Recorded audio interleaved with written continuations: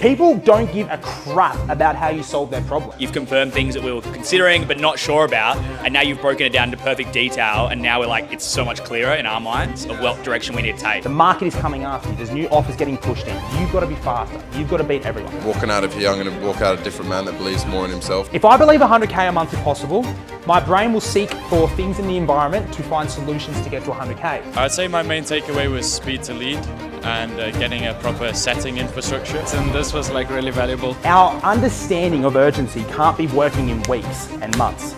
It's minutes and seconds. And I can guarantee you that we're going to scale our business to 50K a month from doing this this way. Guaranteed. A cold person does not like you. They don't trust you. They think you're a scam. Before I start, I wanted to give you guys a bit of a story because some of you guys know me. Some of you guys, it's the first time I've met you. So my background has been in business since 2021. But as of October last year, I started a marketing agency. Now, from October to February, we didn't have massive growth. We hit that 30, 40K mark and we were stuck around there for quite some time. A lot of that was due to self-limiting beliefs. I'm gonna dive into exactly what that mistake was that was holding us back from hitting that 200, 300K month.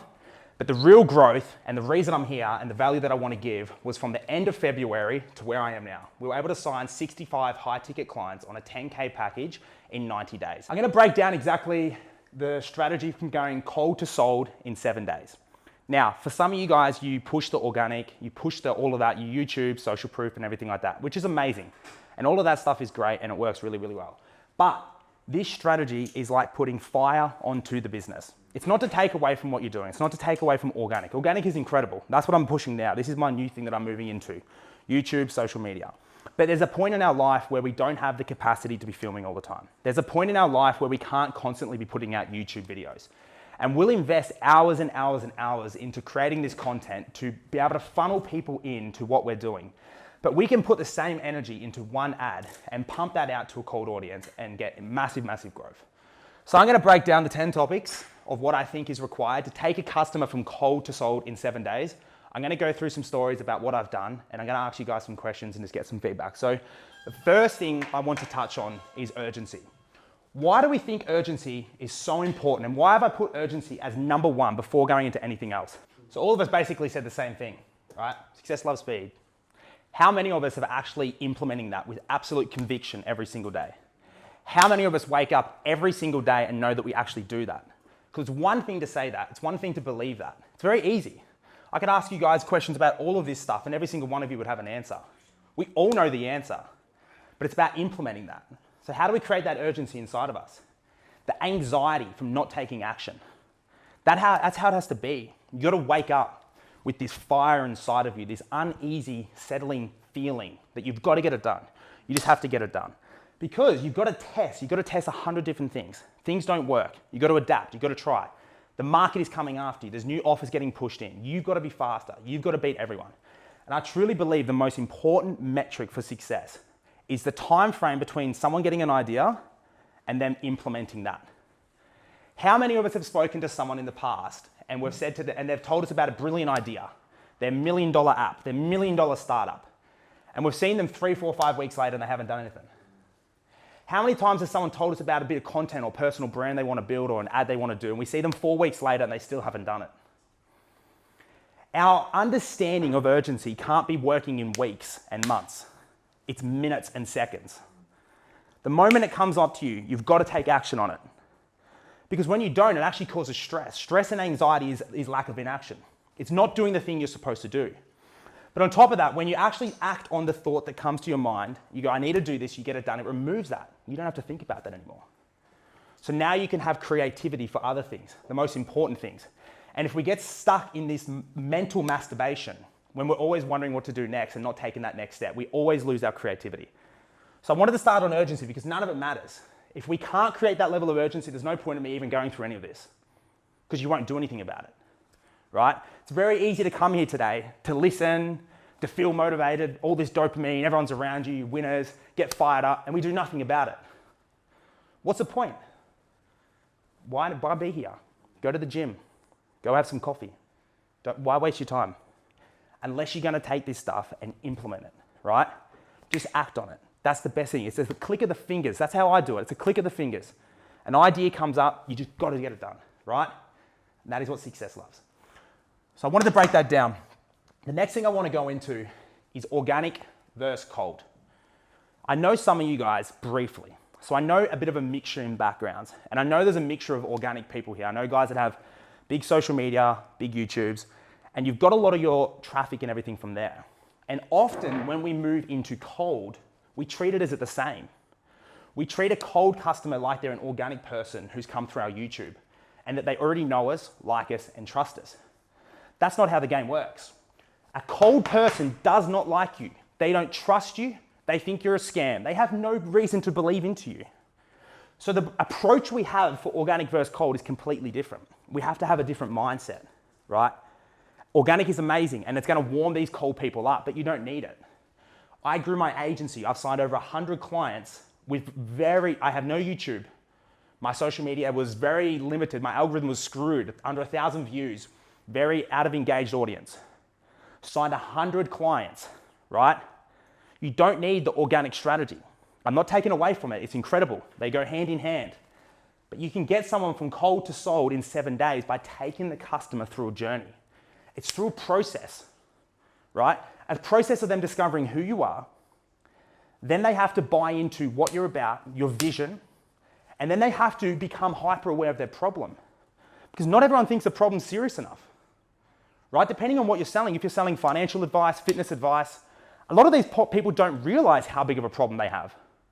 So what we do, we get on the phone and we think that they're just this hungry customer who's ready to go ahead, and they're super aware that they need to make a change. No, we have to implant that change into them. Who knows how we can make the customer aware of their problem on a phone call? You can't tell people stuff because no one wants to be told. The last thing someone wants to be told is they have a problem. We get them there by asking them questions to make them realize that they have a problem. Because now all of a sudden they've found it by themselves, right? And that's how you flipped it on the head. And that's why it's so important every single step of the way is taking that customer. When they see your ad, they may be semi-problem aware, but it's not enough to act on it. What we do in between is going to take them and make them realize that they have that problem and that you guys are the ones that can actually solve it. The first thing we do is our offer. It's one of the greatest offer I've ever heard in my life. Lose 5 kilos in 30 days without giving up chocolate and only 3 gym sessions a week. We have to grab someone's attention. We're in a very busy world right now. We're scrolling on TikTok, we're scrolling on YouTube. We are hit with 1,000 other people that do exactly what we do. So when they don't know you yet, your offer needs to grab them out like a fish hook, like a very good fish hook. It's got to have very good bait on there. So the framework that you want to work with, desired outcome, is number 1. We never ever sell on features. We never sell on the product at all. Products, features, none of these things make a difference. Apple don't talk about that. None of the big brands talk about that. We sell on outcomes. Desired outcome is number 1. Time frame. People want to know how long that desired outcome is going to take. Lose 5 kilos. That's my desired outcome. In 30 days, that's my time frame. That's achievable. How much resistance for me to achieve that goal, right?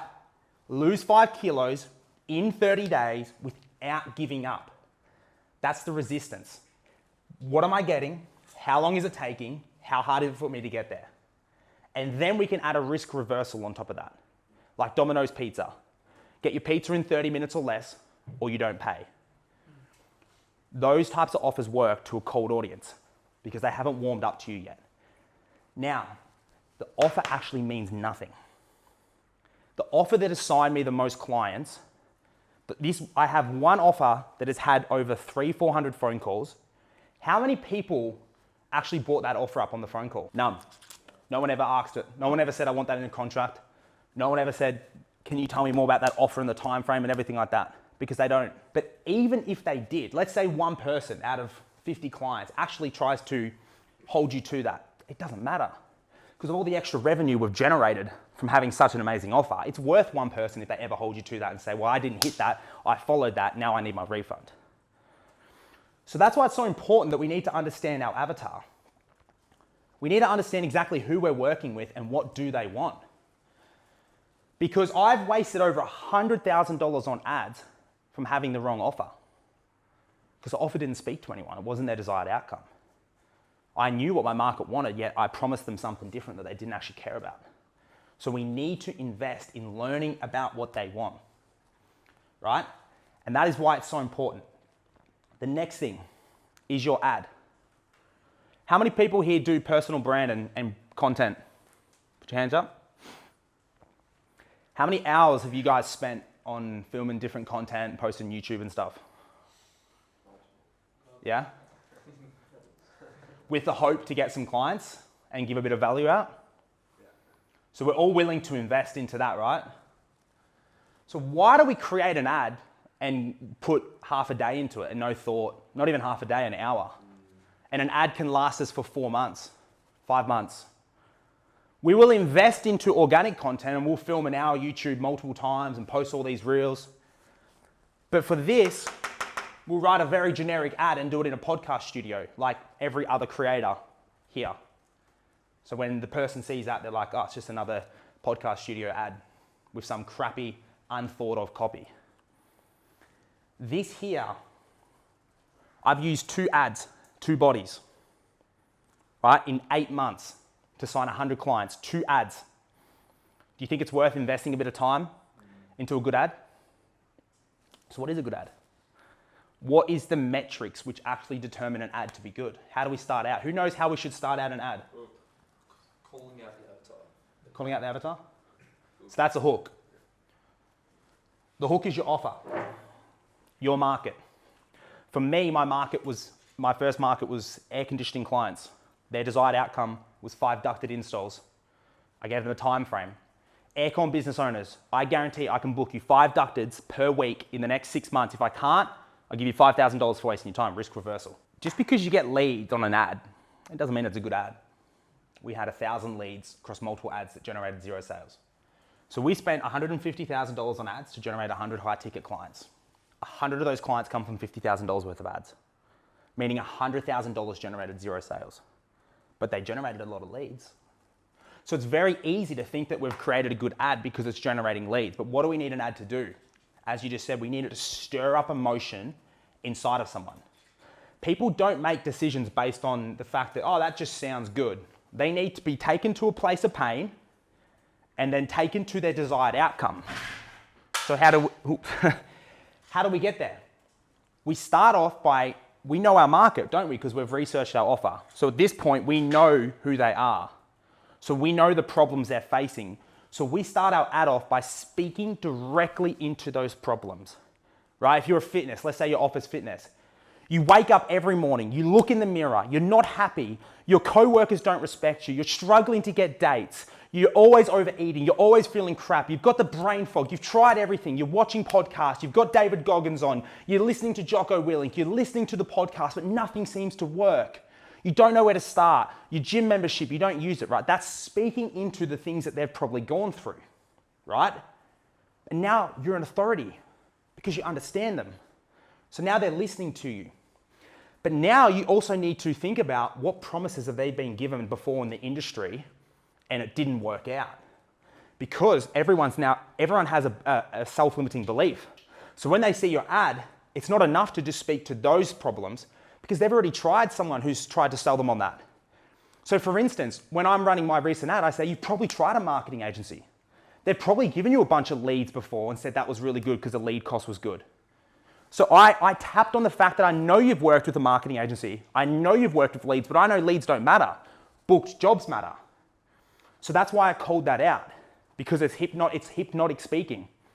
Because you're like, I know you've tried this in the past, because a lot of you people are selling to people that have tried it in the past. So it's not just enough to speak into their problems. We have to speak into their problems, and then we have to also speak into exactly why it didn't work last time they tried. Right? From there, we go into storytelling.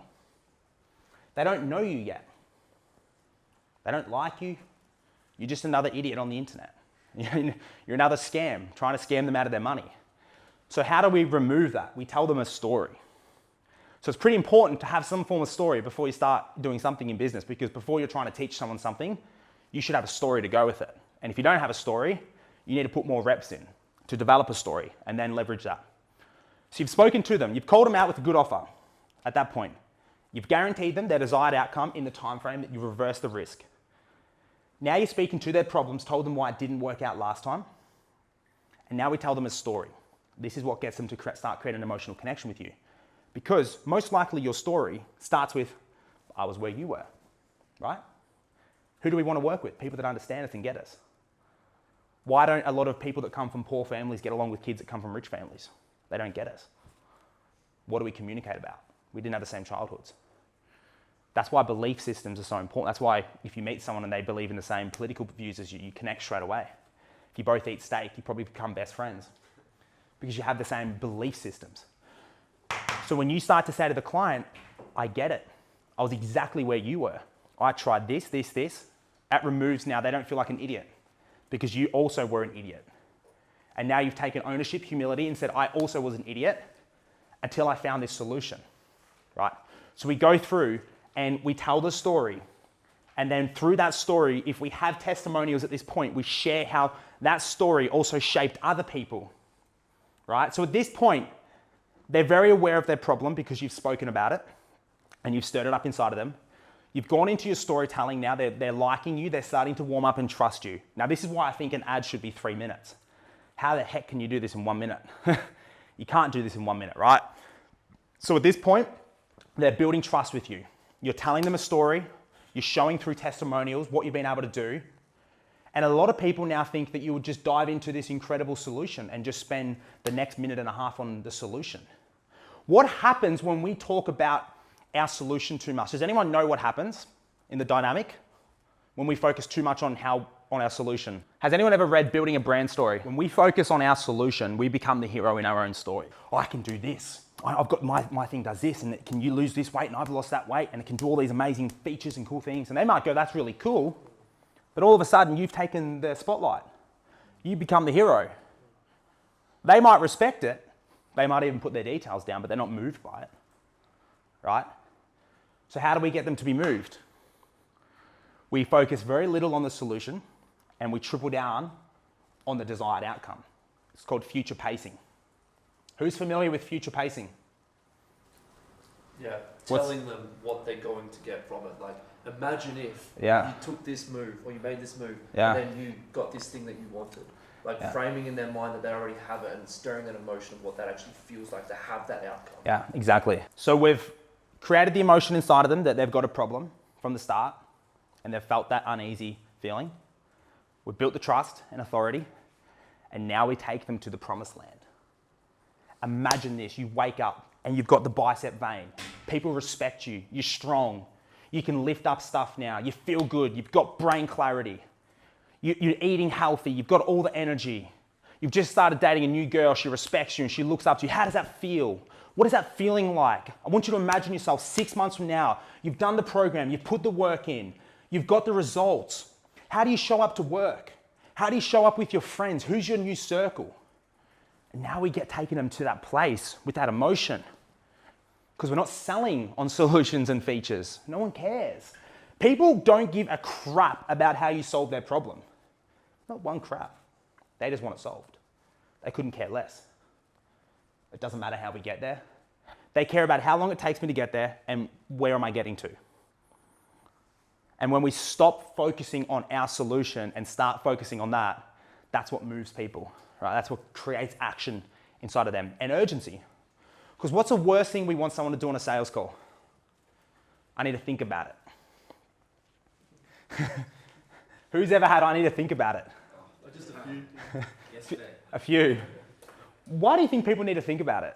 I'll give you an example. If you're a little bit overweight and you're on the phone to a fitness coach and you're just a little bit overweight, right? And you say I need to think about it. But then you found out, let's say you found out 2 days before your doctor said, if you don't lose weight, you're going to die in 3 weeks. Do you reckon you'd have that phone call and say I need to think about it? No, because he's hyper aware of his problem. He knows the seriousness of the problem and he knows the cost of inaction. So when people need to think about it, it's because they don't know the cost of not doing it. So we need to portray to that person, what does it cost you to not do what you're doing right now? And that's what we need to get across. They need to be, once they're watching your ad, they need to have a very good understanding that I do have a really big problem. I can trust this guy. That's the outcome I want. And I know what's going to happen if I don't. And that's the framework for a good quality ad. And that is how we can get an ad to last for 4 months. How incredible is that, right? For us who do content, you got to pump out content every single day. Bang, bang, bang, bang. You do one good ad, you just got to change the hook. The hook takes 10 seconds to do. So use the same ad, keep replacing the hook every week, every couple of weeks. How easy is that? Isn't that a gift from God? That's what Hamosi said, it's a gift from God. But the thing that makes up 80% of the video is the easiest part to do. Put effort in here. Now, the most important part of an ad is taking people to the promised land, which comes at, let's say, 2 minutes. So imagine your juice is at 2 minutes, but what if they don't get there? What if they drop off early? What if they decide to put their details in a little bit early because it was a bit boring to watch? Does our ad have the same effect if they haven't watched it all? No, because we've structured this in a way where it's a customer journey. It's not just drop off at any point and then put your details in, because you've got to take them through a process. The process is through the ad. So how do we keep someone engaged on an ad for 3 minutes? 3 minutes is a long time on social media. You're not on Instagram for long form content. How do we keep people engaged? Fast pace. Yeah. And scene changes. Do you know my theory behind it? We give the audience something back. My theory is, hey, I need you to listen to me, but I want to give you something in return. I'll make it a bit funny for you. I'll make it entertaining. I'll do something. I wore a dress in my last ad, right? Do something. Give back to them for watching as a way to say thank you. Because if we can keep them engaged for 3 minutes, we take them through a sales funnel. That's a really good sales funnel. And 99% of coaches, agency owners, people that are selling info products right now are recording in podcast studios. Now that works when you have a massive personal brand and you've run $2, $3, $4 million worth of ads. Among Gardzi can get away with that because people are going to listen to him. They already know that he's the solution to their problem. But if we haven't spent millions and millions of dollars on ads and had millions and millions of impressions, and people don't know us that well yet, we need to give them a reason to keep them engaged, right? So put effort in, and it's easy. More than just like transitions and scene changes, like you're giving more. You said dress, obviously. That's not everyone's going to do that, but you're giving more in other ways, not just transitions. Yeah, so you're giving, like, if you can add humor into your ad, it's very, very effective. Sabri Subri is where I've learned a lot of this ad strategy. Some of you guys know him, and the way he keeps you engaged in his ads. You don't have to dress up, put a dress on, but do something. Pattern interrupts, very important, right? You don't just want to be fast paced the whole time because that's not engaging. The thing that's engaging is the suspense. What's next? I have no idea what's next. This person's sitting down, now they're on a boat, now they're dressed in a suit, now they're walking around in the shower, now they've got no shorts on. Like, that's what's keeping them engaged, right? And that's allowing you to deliver your message. So put the effort in. And this doesn't need to be on a professional camera. I think iPhone ads perform much better. I think iPhone does incredibly well. You can literally just get your mate to film it. Very easy. Bray and I did it the other day. Went to Uluwatu and filmed one. Don't take shortcuts here. Don't be another guy in a podcast studio, right? Because they don't work. They don't keep people engaged enough because everyone's doing them. We want to try and avoid the whole teleprompter studio type of thing because it's very robotic and it's very easy to pick up on. And everyone understands ChatGPT now. So we need to try and be a little bit creative and add some of our own language in there. Yes, you can use ChatGPT to create your script, but frame it how you will frame it on the ad. If you know what your line is, speak it about how you will speak it, right? Use that as a framework to work off, not as an absolute. Because the more and more people use ChatGPT, the less effective it's going to become. It's going to lose the touch to it. You already know now when you see those lines, those spaces, everyone knows now they've made it like, I know straight away, okay, that's ChatGPT. And that person loses some form of authority in that moment. So it's very, very important, guys, that's why outdoor scripts and stuff like that work the best because it takes you out of that podcast mindset of reading off a teleprompter. The next thing we're doing, landing page versus form. What do we think? Landing page or lead form? If you use lead form, that doesn't mean you don't have to have a landing page. It means the landing page comes at a different point. Because what if you're using landing page, and this is Bray and I have just discovered this very recently. So you're tracking, if you're using landing page, I'm guessing you're tracking for a call from there, a booked appointment from that landing page? Yes. So what happens if someone who's not qualified books an appointment? What does that do to Meta? We have a questionnaire and Calendly though, so we make sure they are qualified. Not everyone's qualified. Even if we're like, are you ready to invest? Will you shop at the call? Like, Bro, people just lie to you, man. People fill out details and straight up lie. They are just liars. So when we track landing page and we haven't had a phone call with them yet, I lie. When I wasn't making certain amounts of money and I would see someone's lead form and it said you need to invest this money and I knew I didn't have that money, I lied because I'm like, oh, maybe I can get them on the phone and they'll be nice and they'll trust me and they'll just want to invest. Like, that's how humanity thinks. So people are going to see that and it says, do you have 5K to invest? They've got a K, but they're going to be like, oh, I'm sure they'll work it out. People just don't pick up on it. You got to understand, most people are somewhat stupid, right? To a degree. People generally are just very weird in that sense. I don't know why. The reason I like lead form, as you mentioned, Meta favors it. Right, Meta favors it. Now, if you have a lead quality issue, you can do logic-based questions on lead form. So you can ask a certain question, and if they don't answer it how you want them to, it disqualifies them and takes them out of the form. But the reason I love this is because you can set up very good tracking. Because then, when they do lead form, now you've got that data. So even at least you've got something, you've got their email, you're going to get more leads from this. So now you've got their email, you can throw them into an email chain. But when your setter calls them, they take them through an intense qualifying process, more than a landing page can. And then once they move them to sales call booked, that sends back the data to Meta and says that was a qualified call. So imagine the quality difference between someone books themselves or an appointment setter books them in. Does that all make sense? Yeah, question, are you using stock standard lead form? It does depend on your industry, the amount of questions and stuff you need to ask. It depends if you're marketing B2C, B2B. B2C, your lead volume is going to be much higher. You need a bit more of a qualifying process than B2B, because especially if you're selling some form of course, you got just idiots. So you do need to take people through a bit of a qualifying process. Yep. Does this mean we remove landing pages? No. It just means, and secondly, we might send someone to a landing page and they might watch 5 minutes of your VSL and then have a call with you and say they've watched it. Yeah. And you don't actually ask them if they really watched it, because I never watch a full VSL. I don't know about you guys. I always watch half of it. And when I get to how important this is, you're going to understand why this matters. So when we let them go to the landing page themselves, we run the risk that they haven't even watched our sales video yet. That they're booking a call in and they've only watched 5 minutes. Now they're a cold audience. They don't know you. They've seen an ad, but it's not enough. You got to have your VSL. So unless we inform them on the call, which I'm going to go through now as we move into setter, the importance of watching the VSL. When you tell someone to do something, right? If you tell them to do something, they probably won't do it. But if you tell them why they need to do it, they'll probably do it. So when we want someone to watch a VSL, we don't say watch his VSL. We say, I've got a video for you to watch. We're going to break down everything we do. Now, at the end of that video, everyone knows straight away whether it's for them or not. So it saves you some time. If it's not for you, just let us know. I'm going to send that video to you. Can you watch it for me? Will you watch it for me? Because now you're telling them that I'm telling you everything in that video and you're going to find out whether that's for you. So now you get them to commit. The setter call. How long do we think the setter call should go for? 10 minutes plus. Yeah. Does everyone understand the concept of setter, closer, the differences in those first calls? Yeah. Still be dependent on what you're offering as well, surely. If you're offering more, like, for example, we do courses and stuff, we have a lot for them to know before we get into the sales call. Mm-hmm. They get you covering that in a bit. But how long on the setter call do you think you should spend? Is the purpose qualification or is the purpose value plus qualification?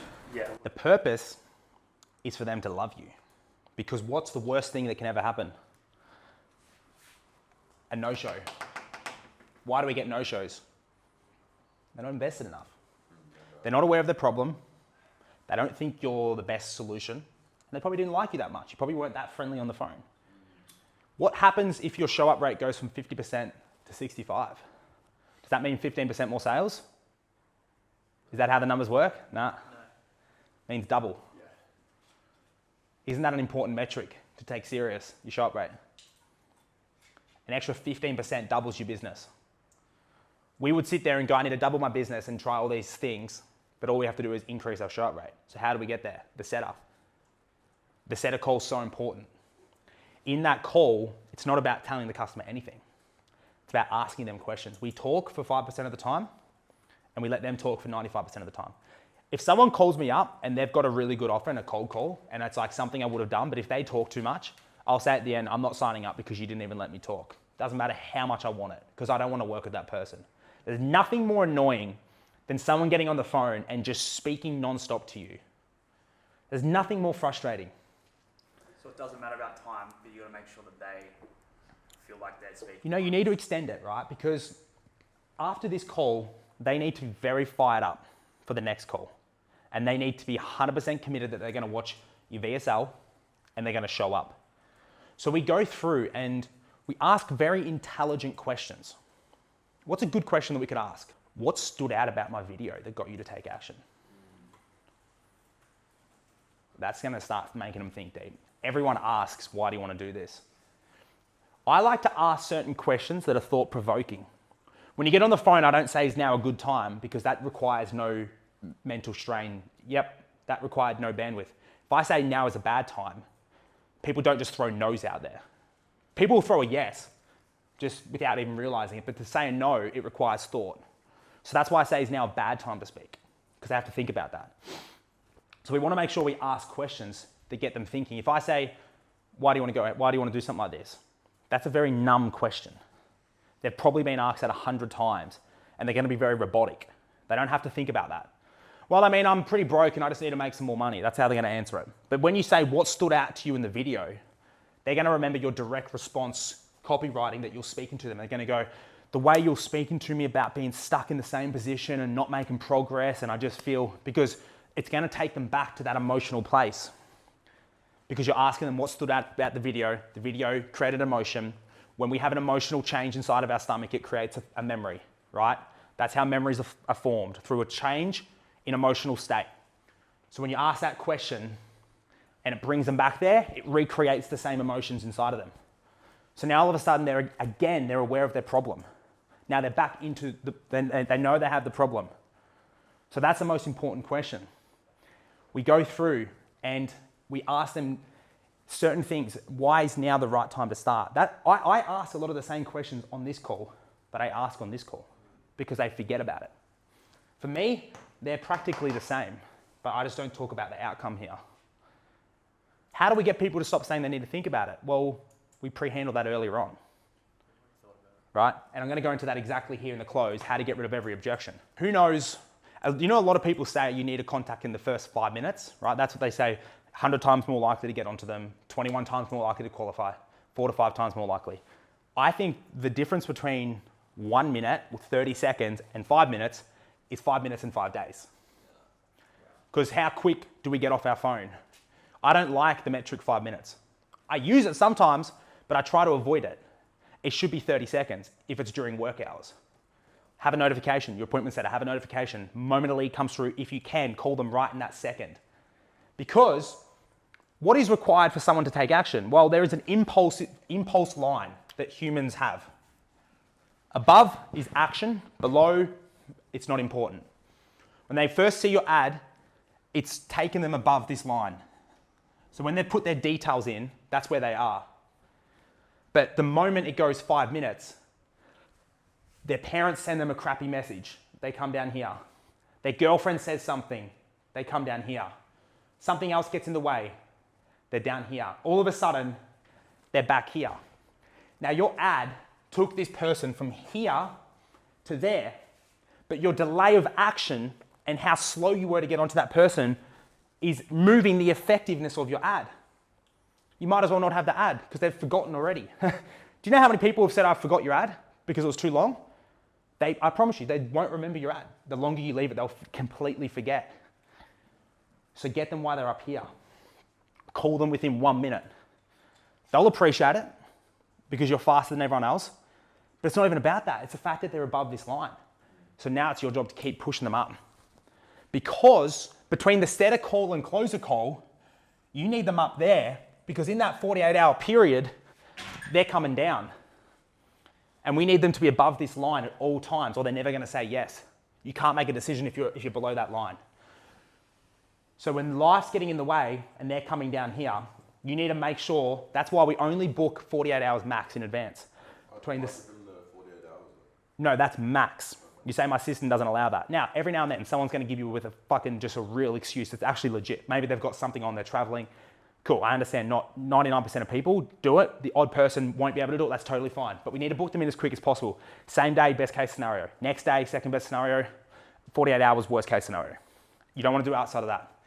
Because you need to start to think, guys, when you're thinking about this stuff, you need to think about this graph. Because I promise you, if they're not above this, they won't make a decision. And they most likely won't even show up to the call. And what happens in a 7-day period? How many problems do you guys face in 7 days? All of a sudden you don't have that money anymore. All of a sudden you don't have that motivation anymore. All of a sudden you don't have that dopamine anymore that created that action inside of you. That's why it's so critical. So how many times should we call a lead before we deem? We'll do 20 times. 20 times, right? Double dial in the morning, double dial in the evening, 5 days in a row. Send them a text message first and say, hey, it's James. Now when you call them, it's gonna say maybe James, right? Now they're gonna go, well, who's that? Right, send them a text message. Get onto them twice in the morning, twice in the evening, 5 days in a row. Now, guys, this is like, some of this stuff is really effective if you have a really bad pickup rate and stuff like that. These are some extremes and things like that. But if you have a really good pickup rate, it's fine, right? You don't need to do that. But that's how you structure your CRM. You have new lead, right, which has come from lead form. The 2 outcomes is a demo call, set a call booked, closing call booked, UTC, unable to contact, 1, 2, 3, 4, 5. If you don't have your CRM set up like that, you won't contact people 20 times. A CRM is to take you through a journey of how you need to do your job. If you only have new lead, then you will never call that person 20 times because you won't click into it and then read your little notes that you didn't leave because no one's going to leave notes, right?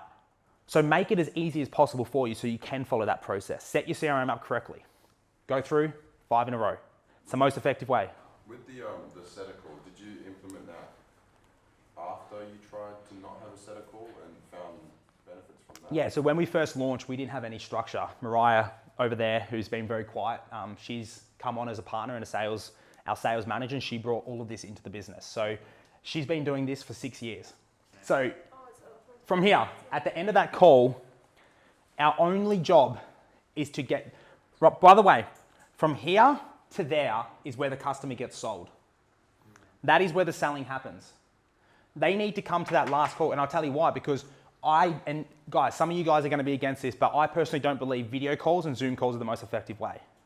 Mariah brought this into our business, we used to do it, and it can sound like it's the right way because I'm having a face to camera, but how many people get called out to go pick up a kid last minute and go to the supermarket? Now, when you're only getting 5 leads a week or whatever, you're not gonna feel this. But when your calendar is booked out, you're gonna get a lot of people saying, not showing up to the video call because they're thinking they can't show up because they're in the car. I've closed so many deals when people are pulled over on the side of the road because we do phone calls, right? When you do a video call, it adds another element of friction of why they can't get there. On top of that, some people don't like video calls. Some people don't want to put themselves behind a camera. So what do we have to do? Remember, they're a cold audience. We can't just take credit card details over a phone call at this point because they don't know us enough yet, which is why the selling happens in between here to there. This is why your VSL is so important, and we should not do 10-minute VSLs because a 10-minute VSL isn't nearly enough information and trust to give the prospect to go from cold to sold in 7 days. When you have organic traffic, a 10-minute VSL works incredible. Organic's amazing. This is rocket fuel. This can scale you as fast as you want to go. There's no roof to it. Double your ad spend, triple your ad spend, triple your sales, right? As long as your numbers and metrics are good. So we need to film a very good VSL. The VSL needs to be our ad on steroids. The exact framework we used in the ad needs to be the exact framework we use in the VSL, but more extended. If it takes you a day to film this because you can't speak that long, I can do the whole thing up front and just do a 45-minute. Some people might not be able to, that's totally fine. Just film as much as you can, stop, pause, think what you need to say, go again, have an editor. Don't read it off a teleprompter. Get passionate in here. Get enthusiastic. I don't want to watch a boring video for 30 minutes. I don't know about you guys, it's not very entertaining. So we're here in between. FAQs, what are FAQs? Something we recently did, this is only very, very recent, but I think everyone should do it, and I think it's really cool, is download your sales calls. Get the transcript of them and go, what were my most commonly asked questions and objections? Then go to a podcast studio and film an answer to every single one of them. So you can get 10 FAQs that you know people need to know. Because now at the end of the presentation, there's no possible way they can have a question because they were already answered prior to that call. As Mariah said, you want them on the call with enough information to make a decision and enough urgency to know they need to make a decision. Because the worst thing that I need to think about it, that I actually lied. I said I need to think about it's the worst thing, I actually lied. The worst thing above that is, can you send me more information? And guys, everyone spends a lot of money on a really fancy landing page. I've used a basic VSL style landing page with no text, just like the VSL and just screenshots of chats, right? Just literally live chats, screenshots, everything like that. Just a bunch of stuff on there. So you can add your FAQs down the bottom of that. The landing page is great. I absolutely believe in it, but you have it at the right time because they need to understand the importance of fully analyzing the whole landing page, right? People are very lazy now. You gotta understand, if someone's scrolling, they're probably not wanting to get out of their scrolling mind and then sit 10 minutes through a VSL and then all of this other stuff. Now, yes, some people are very hungry. You're gonna get leads that are just hardcore, they wanna go ahead, low-hanging fruit. They will do all of that. But on scale, when you're trying to scale up and spend $1,000, $2,000 a day on ads, it won't happen, right? When you're spending $100 a day, people go through the process a lot easier, right? Because you're hitting a very small percentage of the market who are just ready to buy. But when you scale, it's not as easy, right? So that's why in between, we've had to set a call, we've booked out only 48 hours max, and in between we're sending this stuff, the VSL, the FAQs, the emails, the social proof, and everything. So they're primed. Now, do we just leave it there and assume that they're just gonna rock up? Because how important is going from 50% to 65% show up rate? So what do we do to get them to show up? Because it's not enough yet. Call them the night before. Give them a call the night before and reconfirm their booking because life gets in the way. Things pop up. If they don't answer, call them in the morning. If they don't answer, send them a text message and say, we're going to cancel your appointment because it's better to have a free spot and then get someone in on that day. Again, at 4 bookings a day, this doesn't matter. You don't have to do it. But when you're scaling up, we've had days with 30 bookings. It's very, very important. Every single space is very important. So when you're scaling, you need to disqualify people and cancel them if they can't. If someone can't give you a commitment that they're going to show up, they're probably not going to sell on the phone anyway. That's what you need to understand. If someone can't confirm and answer a phone call, you've double dialed at night, double dialed in the morning, sent them a text message and they're still not getting back to you, they're probably just not going to show up anyway. So it's better to cancel that person, right? Do you have a time of night that's like you say at night, like how late? Like, do you do like before 5 p.m. or do you do? It'd be before 5 we do because Jasmine does it. Within work hours. Within work hours. But it doesn't matter because they've inquired, right? There's no bad time to call someone. How do you make them like, I don't know, make them still feel important, but like explain that it's you taking our time away? Like, I don't try to do that because unless you're an incredibly good communicator, it comes across very arrogant and floggish. I mean, yeah. Unless you've mastered the art of being able to say that in a very humble, nice, like understanding we're both business owners or whatever your offer is and stuff like that. So I don't know, like, yeah, you can try and wing that in, but you've just got to, if you do everything right here, it should be enough to get the right people on the call. We don't need every single person there. You just need to give 100% so the right people who come through your funnel do it properly, right? Not everyone will do the processes. Not everyone will show up. Not everyone will be closable. Not everyone will watch the VSL. But we do these because there's people in the market that will do all of that. And they will appreciate it. They will appreciate a good VSL. They will appreciate the FAQs. They will appreciate you following up and calling them to confirm their booking. And we're doing it for those people, right? I guess when you're starting out and you're scaling at a small amount, you're doing the closes yourself, or like, as you bring on closes anyway, it kind of changes that perspective anyway. Exactly. A lot of this stuff is not actually that urgent when you're first starting out. Because when you're only getting like 1 or 2 bookings a day, it's pretty easy to manage. And if you're running a very low ad budget, it's very low risk. But when you're scaling up and if you're spending over $1,000 a day on ads and you've got multiple closers and multiple setters, this is a must, right? And when you step away as the founder from the sales calls, this stuff is a must. Because when you're having the setting call, they're all chuffed to get back on because they're getting to speak with the owner. Yeah. Of course they're chuffed. So your show up rate and close rate is going to be phenomenal, but it's not scalable, right? We can't be doing sales calls and setter calls forever. So we have to get teams, we have to build out teams. They don't like your setter. They don't like your closer. Why would they? They brought into you. They want to speak to you, the business owner. So that's why it's important to do everything here. So we've sent them that. Now we get them on for the close, right? As I said, phone calls. I don't believe if anyone turns around and say it's not possible, it's incorrect. You're saying your default is a phone call over a video call? Yes. We signed 65 clients on a 10K package over a phone call, taking credit card details, predominantly from, not for everyone, but a large portion of them were taken over the phone call. What's the logic of it being better than a video call? It's not that it's better. I'm not saying it's more effective, but I'm saying that it adds less friction and your show up rate will be better. We go into the closing call. Now, before we've already, and I forgot to add something on this call. If you want to increase your chance of closing here, what's something good we can ask them on the phone call? What's a big objection that we always get that we can handle prior? Are you ready to take action? Partner. Now, not everyone will show up with their partner, but if we can do something to get you an extra 5% closes, that's awesome. So if we say, is it yourself that makes this decision or is there a partner involved? And they say there's a partner, it's amazing. Most people, and we don't say, is it okay for you and your partner to jump on a phone call? We never ask a customer. We speak with conviction and we move them along where we need them to be. When they say a partner makes a decision, amazing. All the partners we speak to show up together. I'll book you in. Is afternoon going to be better for you guys when you're both home? I'm telling them that all the other partners do it together. So now they have the Joneses effect, right? Everyone does that. Oh, amazing. Everyone who's got a partner, they will typically show up to the call with both of them. So do you want me to book that in after hours? Is that going to be better to get both of you guys on the phone, right? Never ask them if they want to bring their partner along. No one wants to bring their partner along. Of course you don't want to. But that is the worst objection that is hard to overcome. So we can eliminate that by asking that and pre-framing that on that first phone call. So now we get on the closing call. We want to make sure that they've watched the VSL and we need to confirm that. And if they haven't, you cannot have that call because the likelihood of them making a decision right there are next to none. Is your setter doing Yes, that? the setter's doing that, but they're watching the call in between. But they're calling the night before. They not Yes, but sometimes they won't have watched it then. So then that call before will to be reconfirmed. They'll watch it after the call, then you have to check. A lot of this is happening quick, guys, because again, we're trying to book people in within 24 hours, right? So they might be booking them in for the next day. So then they're only calling them like 7 hours later and reconfirming. So you just need to get that recommitment again. And some people still don't do it. Some people just still won't actually have that phone call.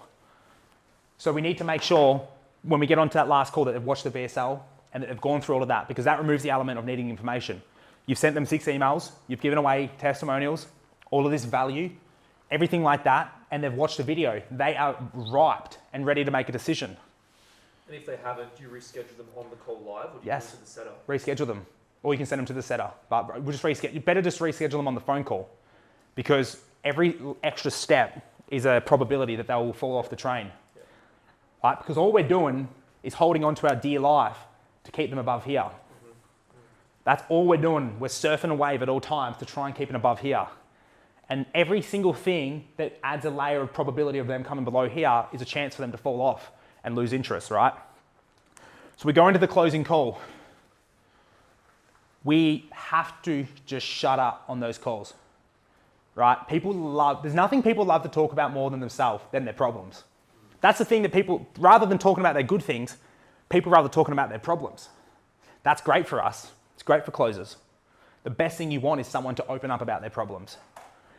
When someone doesn't give you a clear answer, or if they give you a cheap answer, when you say, what's the reason? Like, what was it that stood out about the video? What spoke directly to you for you to jump on the call? And they give you a 30-second answer. We don't let them finish there because they're not committed. If they're not going to give us a proper answer, they're not going to close. Everything we're doing in the closing calls to make sure that when we give them the price, that they're ready. So if they're not willing to give us a big detailed answer, we need to dig deep into it. No, like tell us more. Like what was it? Like obviously you jumped on the call, you're a busy person, you're stepping out of your day, there was something that spoke to you. What part of the video? Dive into it. Get them to really open up, right? Then we ask them about their goals. What's their, I don't know, if we're selling finance, if we're selling fitness, ask them about their goals. But when they tell us their goals, we don't just finish there. We ask why they want to achieve that goal. Because now they've attached a why to it, which is an emotion. So when I say, what's your goal? And they say, I want to get to 100K a month. And I say, yeah, but why? Like, what do you want to do with that 100K? And you don't suggest ideas to them. You don't say, is it for a new house or a family holiday? Because they're going to say, yeah, it is. Because you're giving them a shortcut out. Thought-provoking. Make them think. Ask them why. And then every time they say something, what do? Who knows what we do when a customer tells us something and they give us a big answer? What do we do in that moment? Acknowledge it. We reframe it back to them, what they said. The most important thing you can ever do is repeat back for 2 reasons. Number one, it reminds them of their problem because they've just opened up and said, look, I've been really struggling with my finances. It's really hard. It's causing an issue within my marriage. And I've been thinking about doing this for a very long time and I've seen this and I just know that if I keep staying in this position that I'm not going to get to where I want to be. Okay, gotcha, awesome. So it sounds like you've been having a bit of struggling for the last 6 months and that it seems like it's actually causing a bit of issue in your marriage and that you know you need to make the right decision, but you've been holding it off and that you know if you don't do something, you're going to still be in that same position. Number one, they're like, wow, this guy listens to me. Who's ever been on a sales call when someone's done that? Very rarely. No one does it. On to the next thing, on to the next thing, on to the next thing, right? Just like a fucking checklist, like a robot. It's not about that. Ask the question, repeat it back. And reframe it, right? Don't repeat back word for word what they said. Reframe it. That's what Chris Voss, #1 negotiator in the world. There's mirroring, where you repeat the last 3 words, but the level above that is where you repeat the last 3 words using different words. Because now they feel 100% heard, right? But on top of that, you're just continuously reminding them. It sounds like you and your wife have been fighting for a very long time over this. Oh yeah, we have. Reminding them of why they're on the call.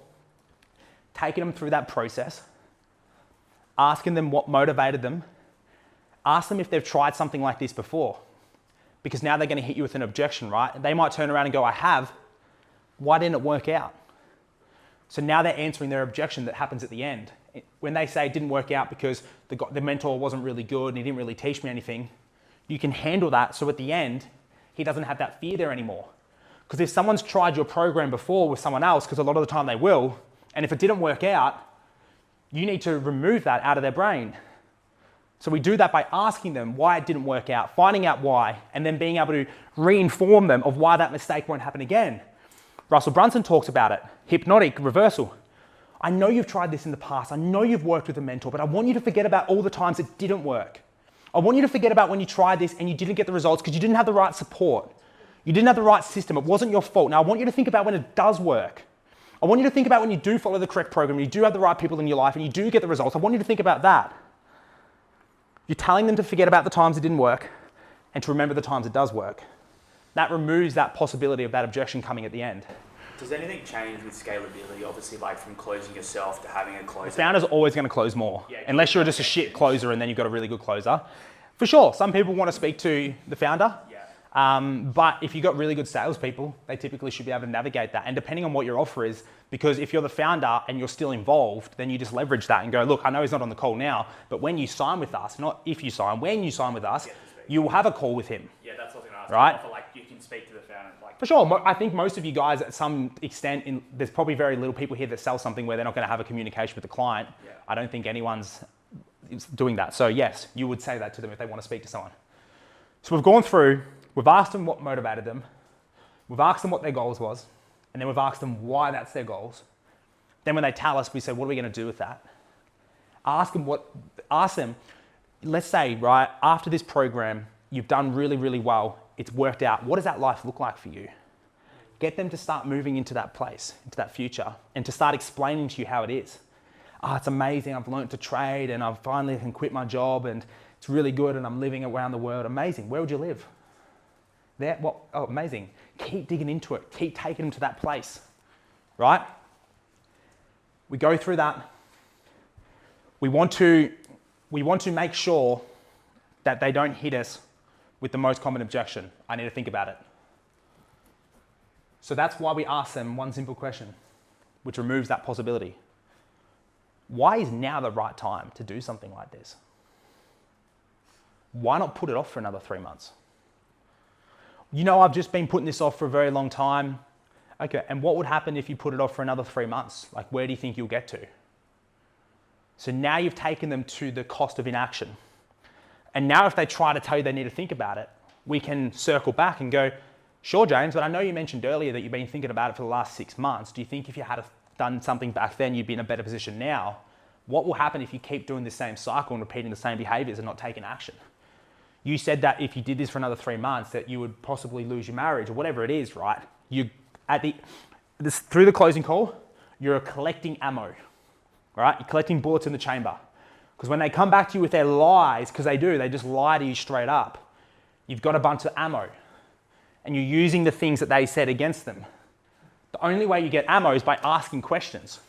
Thought-provoking questions that dig deep into the soul and that bring up emotions that you can eventually use down the track. We've gone through, we've collected the ammo, we've handled all the objections before they've come to the end. They can't possibly say they need to think about it. They've told you why it's a good time to start. And they sell themselves to you. This is why it's so important, guys.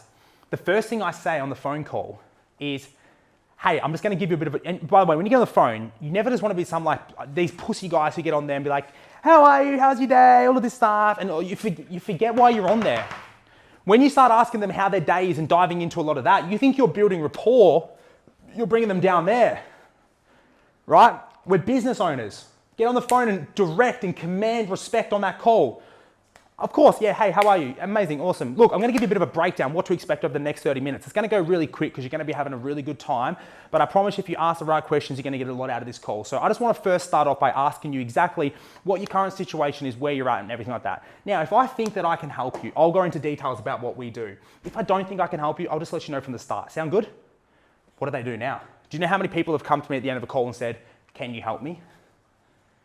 Because you've disqualified them from the start and said, I've got questions to ask you to find out if I can help you. Only if I can help you will I tell you what I do. If I can't help you, I'll let you know from the start. So now they're selling themselves to you because that's how human psychology works. When you disqualify someone, they want to actually prove themselves to you. That's why these questions are so important. I used to focus on my script about me and what I was able to achieve and about everything that I'm doing. But when I flipped it on the head to the customer, everything changed. We make it about them. Don't talk about yourself. This isn't storytelling time, right?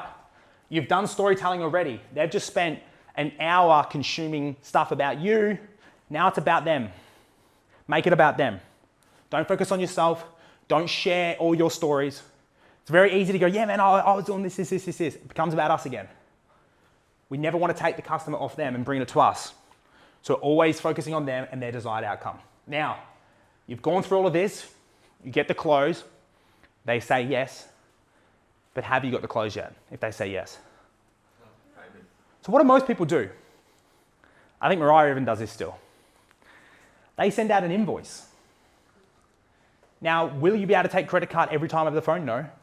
Not everyone will say yes. But isn't it better to at least try? And then to send an invoice if it doesn't work, instead of just going straight to an invoice. So when you go to a supermarket and you're getting your food and you're putting your chicken on there and everything like that, and at the end, what level of confidence does that worker have to ask you for payment? 100%. Do they ask, oh, like, should I send you through like an email with like payment details and stuff? Like, how would you do like this? Card or cash? That's it. So we need to have, when we start a phone call, we need to sit down and go, they do want to go with me. They want to accept this quote. They want to work with me. They believe in me. And when we ask for the payment, that's the level of conviction that we have. But before we ask for the payment, we need to do something first. Because when they've said yes, that's only a small commitment.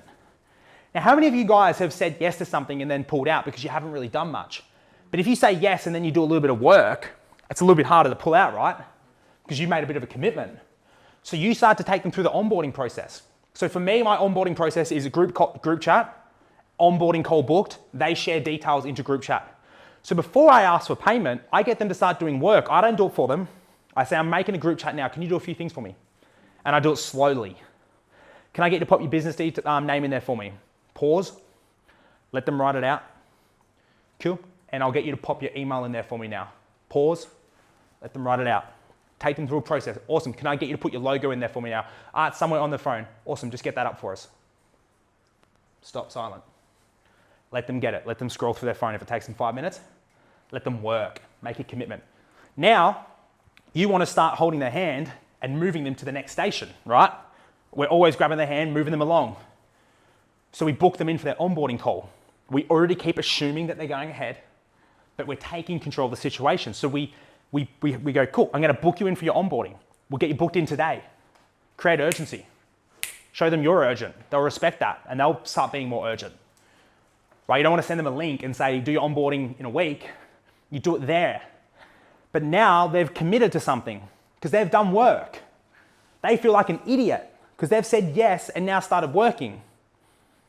So when we ask for payment details, we don't ask them, I don't say, oh, so like for payment, like, you know, we normally just do card details. I say, awesome. Most people chuck this on a master or visa. Is it under your name or the business name? Sit there in silence. And then they'll fight and they'll say something like, oh, I have to pay now. You don't go, yeah, like, I mean, like, yeah, of course. Yes. Same way the supermarket worker would to you. Imagine yourself saying to them, well, I gotta fucking pay for my chicken now. Yeah. I've got a video of me closing a deal on live camera. I posted on my Instagram. Some of you guys seen it. And he did exactly that. I took him through the process. I'll send it to you guys. Asked him to pay. He goes, oh, I got to pay now. I said, yeah. Oh, okay. I thought it was at my onboarding call. No.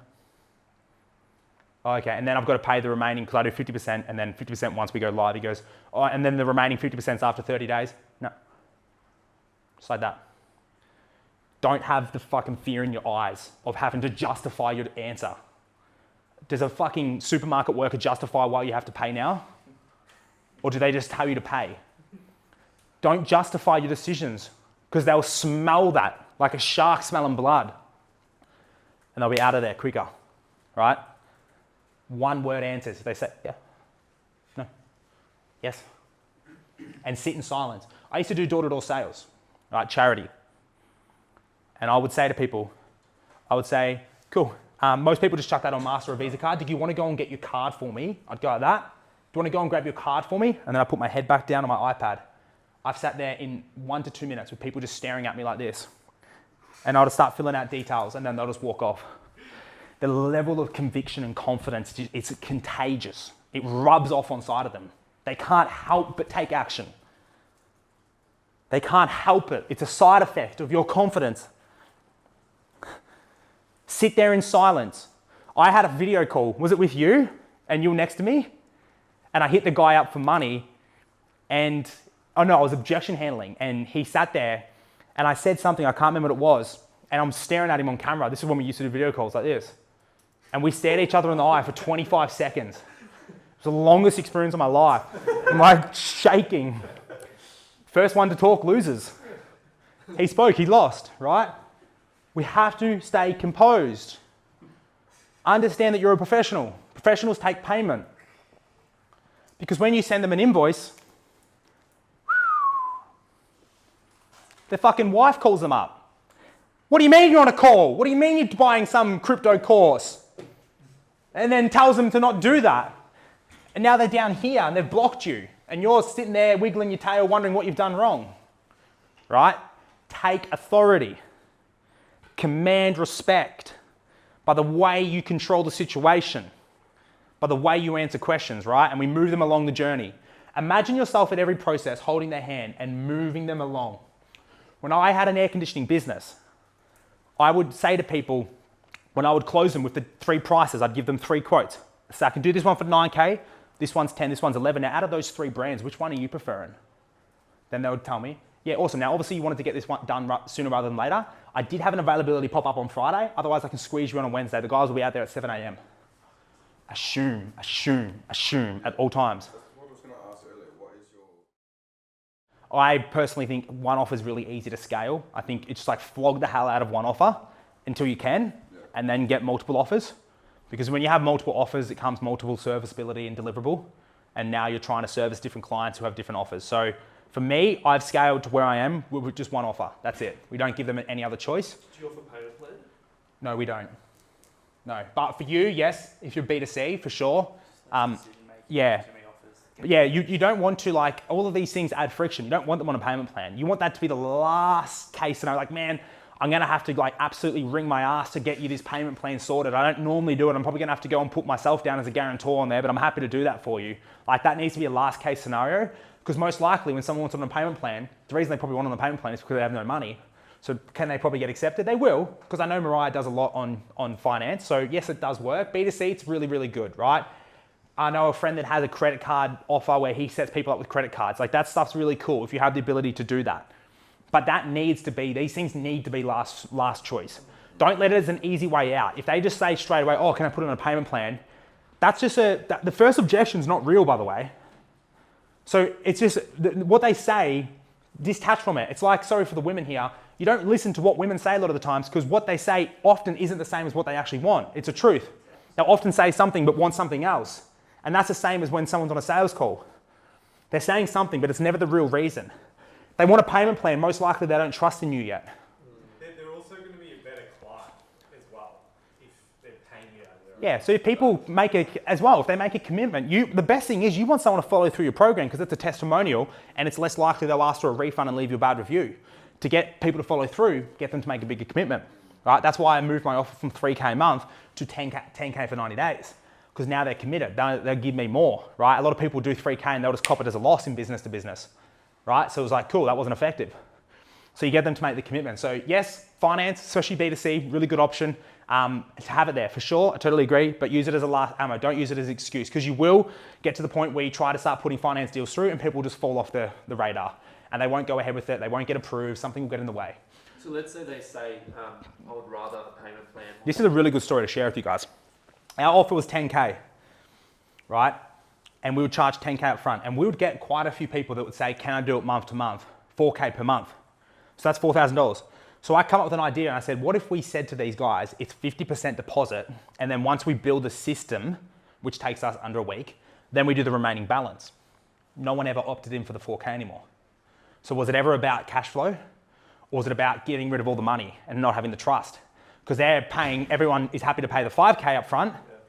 It's only $1,000 difference, right? So often the payment plan isn't from lack of funds, but it comes from lack of trust into you. Now, if they turn around and they're like hardcore, I absolutely want to do this so much, and like they give you this like full cool story and you're like, no, they're legit, like cool, yeah. But a lot of the times it'll just be an easy way out, right? Because it's like, do you know, it's uncomfortable to say no sometimes on the phone, which is why people give you fake objections. No one ever tells you the real reason because the real reason is uncomfortable. So a lot of the time they'll say, can I do a payment plan? Because they probably know in their head, it'll delay things. They don't have to accept on the phone. They can now ghost you. Russell Brunson said, if you know that your product or service can change someone's life, you need to do everything in your power to remove that person's self-limiting belief to actually convince them that it does. That's why he uses hypnotic selling, not because he wants to do people a disservice, because he can change their life. And everyone's been affected with self-limiting beliefs because people have been scammed. You have social media, your parents, friends, all of these things implanting this stuff into us. So we, as business owners, need to do everything in our power to penetrate that fear because we can change someone's life. If your offer can't change someone's life, you probably shouldn't have it then, right? So if your offer can change someone's life, why don't you have the confidence to ask them for money on the phone? Hey, you're on the call, because you've made this call, you get a special price because of that we normally offer. I do price increase, actually. Price increase, I say, like if you don't do discounts, do price increase. We're increasing prices in a week. Why would you discount your service? It's the point of discounting it. But you price increase it. Now you have the same effect as a discount, but you've added more value to your service. But price increases are 100% more effective. And I know that because I've been pushed into those before and been like, shit, I need to take action. Because people are more afraid of losing money than they are, like people are more motivated by not losing money than they are by gaining money. So when you say the price is increasing, in their mind, they're losing $2,000. Mosey said it once, if I sell something for $5,000 and I have 10 clients, what if I sold it for $10,000 and lost 5 clients and only had 5? I made the same money with half the workload. There's a famous story of a baker doing that. Increase his prices, less customers, increase his prices, less customers, increase his prices, less customers. He was making the same amount of money, but now he had 6 hours free time. So he spent 6 hours working on his recipe and now got more customers at that price. So instead of focusing on serving a bunch of people, charge more money, have less clients, but now you have more time to justify why you're charging more money. You can invest more in that person, get better results, better testimonials, increase your service. So now you naturally bring more people in. But what about like any money? Oh, I really want to do this, but I can't afford it. Well, if someone brings up price, you can just turn around and go, look, I totally understand. Let's just use a hypothetical. If price was out of it, right? Let's just say there was no price. Like, would you use the service? When they say yes, we don't just go, oh, we'll close them now. Well, why? And then they start to tell you, yeah, but like, what's the point of having it? Like, what do you actually think you'll get out of it? let them start to sell themselves back to you, because most likely that first price objection wasn't real. They just went above the impulsive line. So when you do that, so you say, price aside, would you use it? They say yes, and then dig into why they would use it, then just reclose them, because now the real objection will come up. If they hit you with price again, it means price was real. But most of the time they don't. Remember, the first objection is not real, it's a smokescreen. No money's easy. But then they'll flip it on the head and they'll tell you the real objection. If it is about price point then, depends on what you're selling. You can justify that. I would say to people, say, look, I don't really think it's about price, because let's say your best friend comes to you right now and he says, hey, can you give me $100 and tomorrow I'm going to give you $300, and you trust him and he's reliable and he's done that for 100 people and you didn't have $100. I bet you're at the car wash washing people's cars for money. I bet you're going to go get a loan or a credit card to make it work, right? Yeah, of course. Cool. So, well, I'm asking you to invest into this because it's going to give you a return on investments. Why don't you have that same level of urgency, right? So start to justify that. If that price really is the objection. Very little it actually is. Price never is the objection. It's really, they don't see the value in it yet. What if in the appointment setting they ask the setter, what's the cost of the program? Yeah. What should the setter say to them? Remember, when people ask questions, it's a deflection. It's not because they want to know the answer. Jordan Belfort talks about it, right? The straight line theory. Take a customer along here. They say these things and you call it looping. You get them back on. You got to disconnect from what people say, because a lot of the time it's not real. So when someone asks you for the price, I watched a video and I love this. He goes, finally, someone who actually knows exactly what they're looking for. Just so I can give you the best price possible, I've got a few quick questions to ask you, then I'll get to that. They forget about it. They forget about it because it wasn't real. It was a deflection, because their fear kicks in and they want to get taken off. Basically, when people get asked price, they'll normally turn around and go, man, you know, I'll give you the price, and you become defensive. What do we need to do in a sales call, guys? Who's in control? Who should feel like they're in control? So the way we let them do that is by not being defensive. So when they say something, what's the price? We don't say, I can't give it to you. Go, finally, man, someone who actually jumps on in and knows what they want. I love that. This is the same for the appointment setter. Anything, at any point, yeah. It's the exact same thing. Yeah, at any point. And then you go, I've just got a couple of questions, that way I can actually get you the best price possible. Now you've agreed with what they've said. That's why I like asking questions that get people to say no. I don't say, does that sound like a good investment? Because they're not in control. They know I'm forcing their hand to say yes. If I say, hey, would that be a bad idea? I'm allowing them to think for themselves. We have to be in control, but let the customer feel like they're in control. Next thing I want to go on to, the $100,000 mistake. As of recently, Bray's the back end guy. So for those of you that don't know, he's my business partner. He does all the back end stuff. Right, when you're starting off, it doesn't really, you know where your sales are coming from. You know, I ran an ad and that ad generated a sale. But we were spending up at some point $2,000, $3,000 a day on ads, which means you're running 20 different ads and creatives and different things. So you've got to start to track where those sales are coming from. And now, unless you have the right softwares installed, there's no way to track that. So what can actually happen is it can become skewed, because you can have an ad campaign that's generating $40 leads and another one that's generating $300 leads. And you can look at the $40 one and go, that's amazing, and keep it on. And the $300 one, you turn it off, but the $300 one's already had 2 sales. And the $40 leads have had nothing. So now you're pumping money into the wrong ad, which is what we did. It was $100,000. As I said, $50,000 generated 100 sales. $100,000 generated 0. Because we weren't tracking where they were coming from. We had campaigns spend $25K and get 0 sales. Telling you this now to not make the same mistake. Did you plug in Hyros? Bray did it manually because we had to backdate it, but yeah, we have Hyros, but Bray had to download every single lead, because we were getting like, okay, let's say we get a sale for the day and we get like 15 appointments. We're like, oh, amazing, everything's working well. Tomorrow, another sale, 15 appointments, amazing. But those 15 appointments were from leads 3 weeks ago, not from the leads that day, which is why you need to track the daily leads and then which ones of those are booking into appointments, which is why cost per qualified book lead is more important than cost per lead. Cost per lead means nothing. Cost per qualified book cold means nothing. What means something? Return on ad spend. Bray's favorite quote. Return on ad spend is the only thing that really matters, right? Isn't this amazing if you could have a campaign that generated a $500 lead, but you closed 100%? Isn't that better than having to call 10 leads? So does price even matter? No, we need to understand where the sales are coming from. And the reason we had this mistake was because of that. And secondly, across these campaigns, why didn't they perform? Well, our messaging wasn't clear. I worked with air conditioning businesses, right? We were starting to niche out a little bit to expand. So instead of calling out an industry, I said tradies. I guarantee you 5 jobs. That's not clear messaging. What even is 5 jobs? But before it was aircon business owners doing over 50K a month, I guarantee 5 ducteds. They knew what that was. But when I said tradies, I guarantee 5 jobs, it was bringing in a bunch of leads, but they weren't good, right? They weren't good. So it's very, very important that our messaging is very clear. It makes a massive difference. Get clear on who you're talking to. Never have the fear that you need to go wide. People become billionaires solving a problem that we've never even heard of was a problem. We didn't even know it existed. That's how small the market is. There's people that have businesses that solve skin problems, and I'm like, I've never even met anyone that has that skin problem. I didn't even know that was a thing. I didn't even know that existed. No one here is in an industry that's too small. Niche down.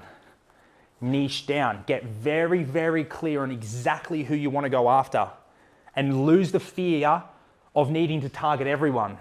When we speak to everyone, we speak to absolutely no one whatsoever. And no one listens to our messaging because it's too distorted. And they might listen enough to put their details in, but it's not enough to get them to make a decision. It might be enough to get them in the pipeline, but not enough to close them. Yeah, you can have your offer can stand out to them, and it's in the follow-up as well. So the emails you send them, the testimonials they see, when they get on the setter call, the sales call, it all needs to be completely aligned with what's on the app. Because at any point, you can get distorted in the data. Because they might opt in for a certain offer, right? Because you might be trying to run multiple offers to different little niches.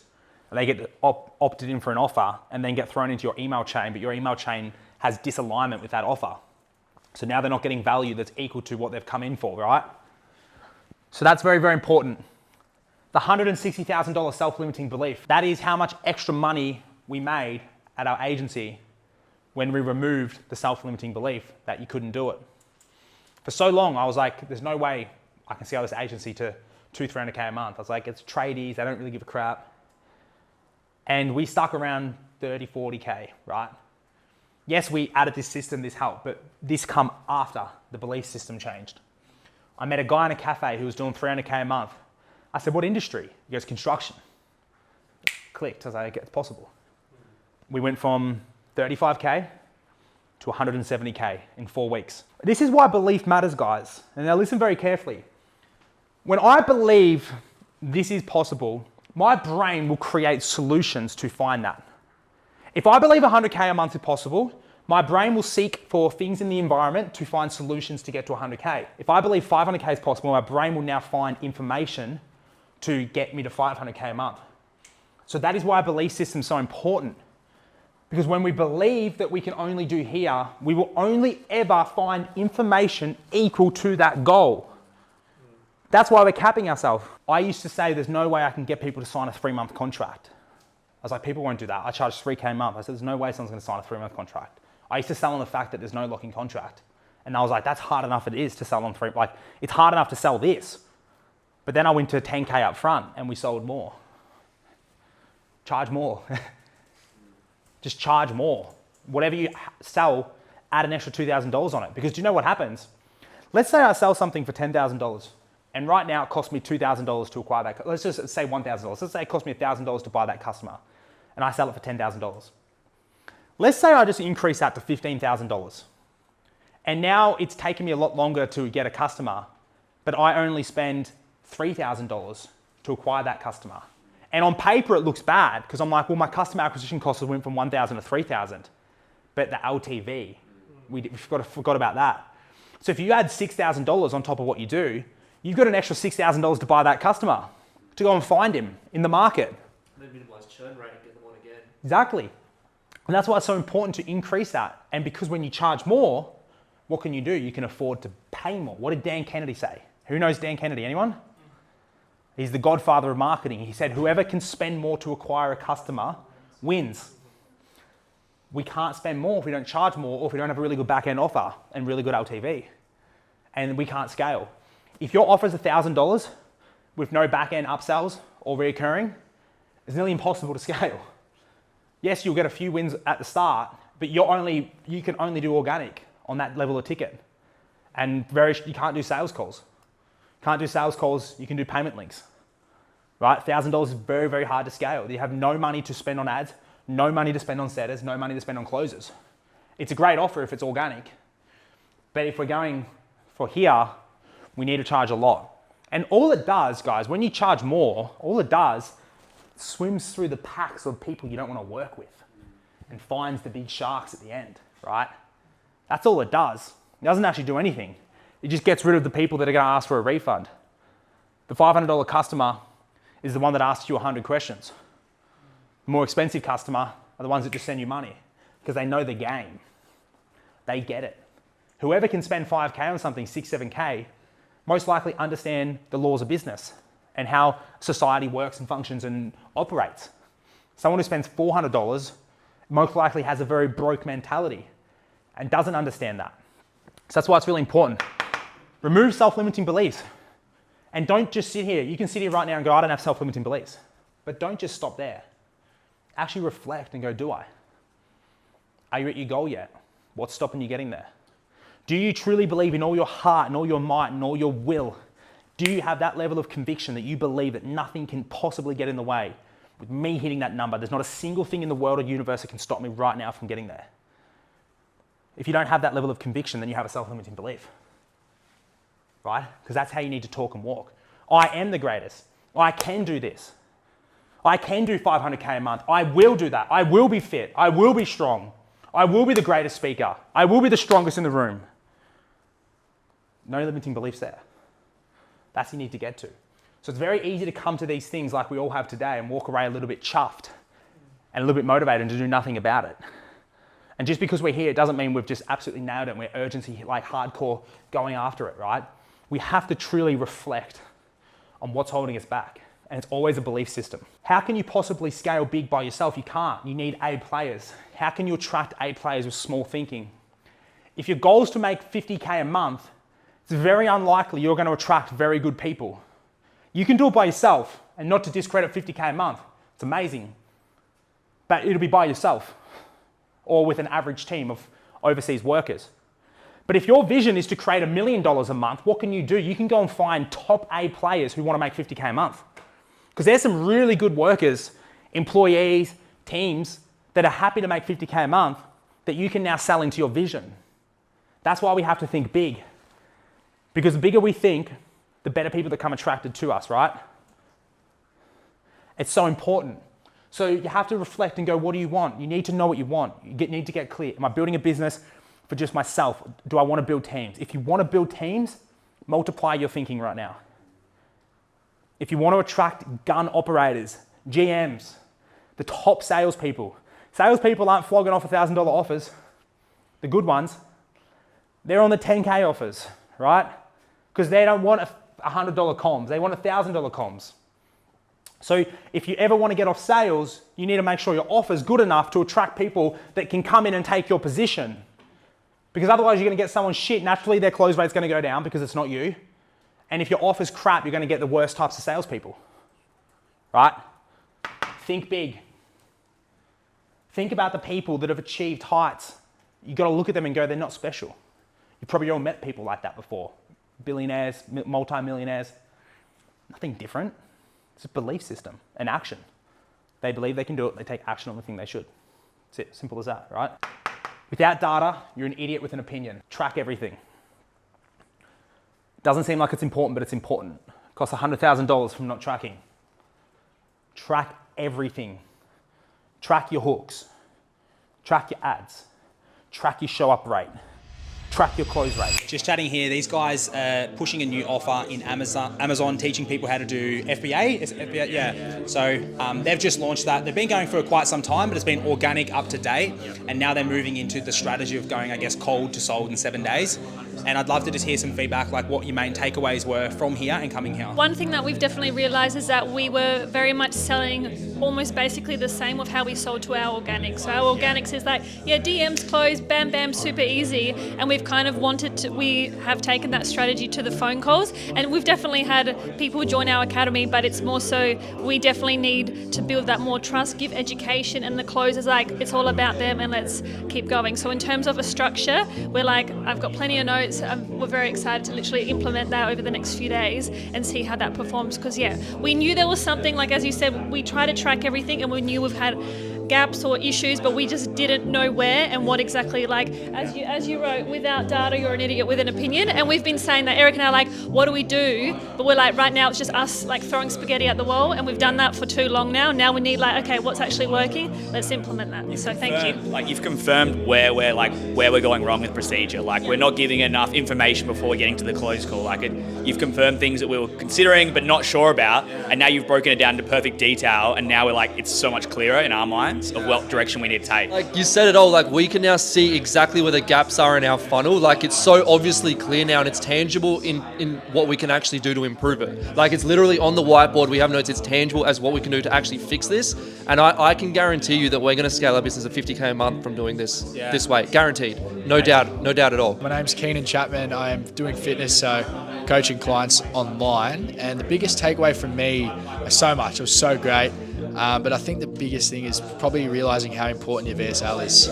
So for me right now, it's only like a minute long. It's fill this form out and then forget about them. So I think that's going to really help our show rate, which is great. So that's because you've come from an organic background. All of your audience and everything has been driven predominantly through social media. But as we're moving into that cold to sold in 7 days, the VSL becomes important. Exactly. To take it to that next level, like to really scale, is like, the VSL. And then the biggest thing as well is my numbers. So tracking every single number, so then I don't, that 100K that you lost, that doesn't happen. So my name's Cody. I offer B2B, helping coaches below 10K scale their business with systems and funnels. Biggest takeaway would be just to get rid of limiting beliefs, simplify everything, have one offer that I can just take to balls to the wall. But yeah, I really like that last part, bro, of just getting rid of the limiting beliefs, of just breaking past that ceiling and operating from that field of playing rather than down here. So I can attract, if I want teams, think up here with teams, not down here where, you sort of get stuck. My name is Chris, and we run a Notion like operations agency together, and mainly it's just organic. I have a big YouTube channel, big audience, but my main takeaway is just like ads. I need to start doing ads. Just everything that you went through, it was really insightful, like sort of just unlocking a new way of viewing my business in terms of like, I haven't really given that much thought on just ads in general. It was mainly just, like content, organic, like how do I do all of these things? But now it's like, oh no, there's a whole nother like game that I can play with all of these ads, and this was like really valuable. My name's Keelan. I'm in a transitionary period. I've just exited my business, so I'm basically looking for the next jump pad to then take myself to the next level financially. I think what I took away most from this was the way that Hayden articulates massive problems and breaks them down really simple. I think is one of the best I've seen. And I definitely feel, watching you the whole time, I was like, damn, this guy's going to be an incredible mentor one day, as you are to your current clients. But I think, from a business standpoint, really good. But then also from a personal standpoint, when you went into the limited beliefs, I was like, there's so much there. And I feel like as humans, we definitely limit ourselves and only rise ourselves to like the standards and beliefs that we build for ourselves. I just feel that walking out of here, I'm going to walk out a different man that believes more in himself. I'm going to wrap that up there. Thank you so much for watching. I hope you guys got some value from that. This is a regular thing, guys. I'm just here to pump out as much information. All I'm doing is just relaying everything I've learned along my journey, passing it on to you guys to help you not make the same mistakes that I've made. Obviously, there's some costly mistakes there. So if you can take anything away from this, guys, believe in yourself, take action, create urgency, right? And just have an unwavering self-belief that you can do whatever you want to do. So thank you all, and see you on the next one.